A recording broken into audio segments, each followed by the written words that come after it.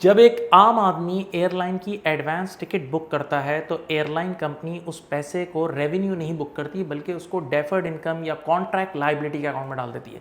सवाल ये कि उसका रेवेन्यू कब बुक होता है, बता रहा हूँ। IFRS 15 कहता है उसका स्टेज 5 के परफॉर्मेंस रेवेन्यू तब बुक होगा जब परफॉर्मेंस ऑब्लिगेशन सेटिस्फाइड होगी। तो अब ये परफॉर्मेंस ऑब्लिगेशन कब सेटिस्फाइड होती है इसकी, जब आपका जहाज उड़ने वाला होता है और गेट क्लोजिंग का टाइम होता है। आपने देखा होगा उससे पहले एंड में आपका बोर्डिंग पास वो स्कैन करते हैं।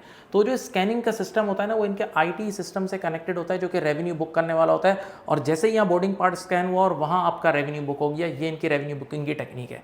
अब अगली चीज़, एयरलाइन इंडस्ट्री के KPIs क्या क्या हैं। अब अगली चीज़ ये है कि एयरलाइन इंडस्ट्रीज़ के मशहूर KPIs क्या हैं। नंबर ऑफ फ्लाइट्स एक दिन में कितनी जा रही हैं, एक फ्लाइट में कितने पैसेंजर्स हैं, उनका ऑक्यूपेंसी क्या है, टाइम पे फ्लाइट जा रही है, रेवेन्यू क्या है, ये इसके होते हैं।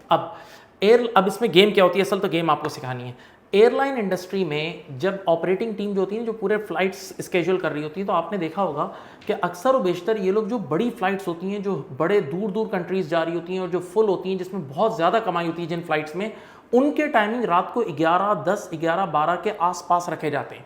सवाल ये है कि इसके पीछे क्या गेम है। इसके पीछे ये गेम है कि अगर ये चाहे ना तो ये टाइम को आगे पीछे करते हैं। जैसे अगर एक फ्लाइट रात 11 बजे है ना, तो वो 11 की जगह 11:30 कर देंगे या 12 बजे के बाद कर देंगे। तो मंथ एंड पर या ईयर एंड पर वो रेवेन्यू पूरा अगले पीरियड में शिफ्ट हो जाएगा। तो मैं और आप ये सोच रहे होते हैं कि यार ये जो फ्लाइट 15 मिनट या आधा घंटा लेट है, ये कोई और टेक्निकल रीज़न होगा। कई बार उसके पीछे रेवेन्यू बुकिंग की भी कहानी होती है। तो सवाल ये है कि जब ये इस मंथ का वहाँ बुक कर देंगे या इस ईयर का वहाँ बुक कर देंगे, तो इससे इनको क्या एडवांटेज होगा। इनके बोनसेस अटैच होते हैं, इनके कई बार इंटरनल मैनेजमेंट के KPIs होते हैं, परफॉर्मेंस इंडिकेटर्स होते हैं, यहाँ तक के एक्सटर्नल रिपोर्टिंग के इशूज़ होते हैं, तो ये भी कर रहे होते हैं। अब यहाँ पर एक सवाल है, सर ये जो रात के 11:30 वाली फ्लाइट है, ये 12 कर देते हैं, 12:15 कर देते हैं, सही है, तो नेक्स्ट पीरियड में वो पूरा रेवेन्यू चले गया। तो ये सुबह वाली फ्लाइट को भी तो डिले करके रात कर सकते हैं। नहीं, इस पर एक तो पैसेंजर्स बहुत शोर मचाएंगे।